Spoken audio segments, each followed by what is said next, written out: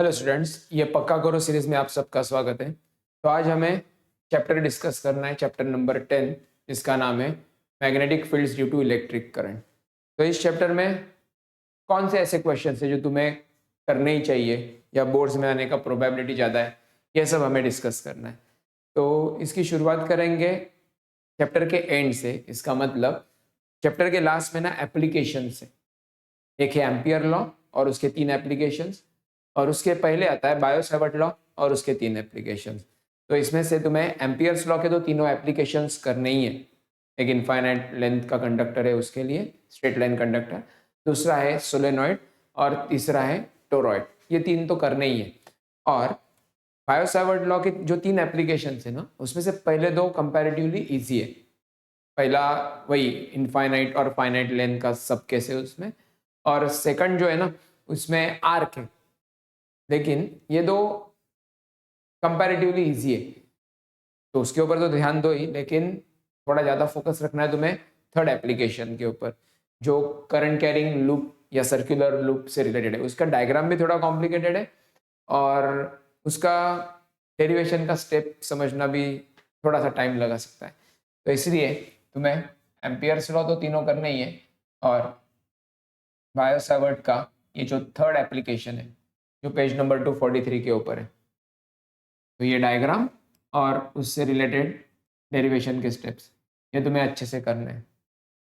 और हम लोग ऐसे क्वेश्चन डिस्कस कर रहे हैं जो आने का प्रोबेबिलिटी सबसे ज़्यादा है, तो इसके ऊपर थोड़ा ज़्यादा ध्यान देना है तुम्हें।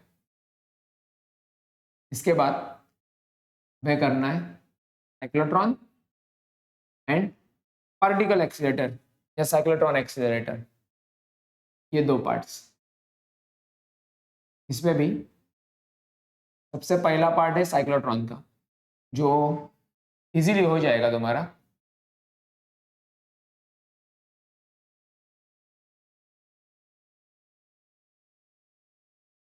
यहाँ पे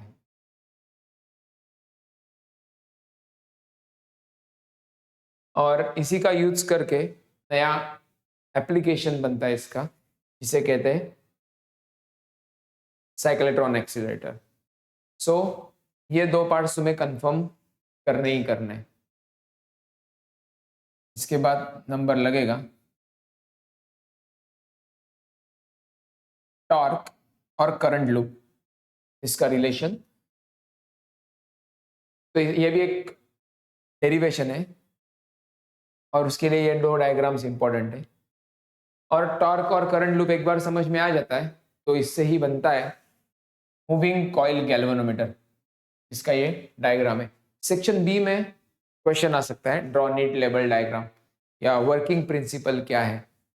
तो जनरली कोई भी इंस्ट्रूमेंट या मशीन आता है ना, तो उसे पॉइंट वाइज याद रखना है। पहले तो प्रिंसिपल, उसके बाद होता है कंस्ट्रक्शन या डायग्राम, कैसे भी इसे ऊपर नीचे कर सकते हो। डायग्राम और कंस्ट्रक्शन साथ में आएंगे, क्योंकि डायग्राम को ही थोड़ा सा एक्सप्लेन करोगे तो कंस्ट्रक्शन बन जाता है। उसके बाद उसका काम कैसे चलता है, इनपुट में क्या है, आउटपुट में क्या है, ये सब आएगा वर्किंग के अंडर। उसके बाद सीक्वेंस में आता है एप्लीकेशन, और एप्लीकेशन के पहले अगर कुछ फॉर्मूले होंगे ना या डेरिवेशन होगा तो वो भी लिखोगे। तो प्रिंसिपल, डायग्राम, कंस्ट्रक्शन, वर्किंग, फॉर्मूले, डेरिवेशन होंगे तो वो, अदरवाइज उसके नीचे एप्लीकेशंस। इस सीक्वेंस में मूविंग कॉइल गैल्वेनोमीटर यानी एमसीजी को याद करना है। और लास्ट पार्ट होगा, एक छोटा सा पार्ट है, इसे कहते हैं लॉरेंट्ज फोर्स। यहाँ पे ये तो एक्सीलरेटर हो गए सारे। यहाँ पे लॉरेंट्ज फोर्स का छोटा सा डेरिवेशन है, और वेक्टर प्रोडक्ट दिखाने के लिए हमें क्रॉस प्रोडक्ट या वेक्टर प्रोडक्ट दिखाने के लिए राइट हैंड थंब रूल वगैरह यूज करना पड़ता है ना, उससे रिलेटेड डायग्राम्स भी है। In short F bar, V bar और बी बार, इनका आपस में रिलेशन जो है वो इस डायग्राम से, इस राइट हैंड थंब रूल से दिखाया जाता है। तो तुम्हें ये क्वेश्चंस करने हैं सो दैट तुम्हारा मोर देन 80% चैप्टर कवर हो जाए। Thank you very much.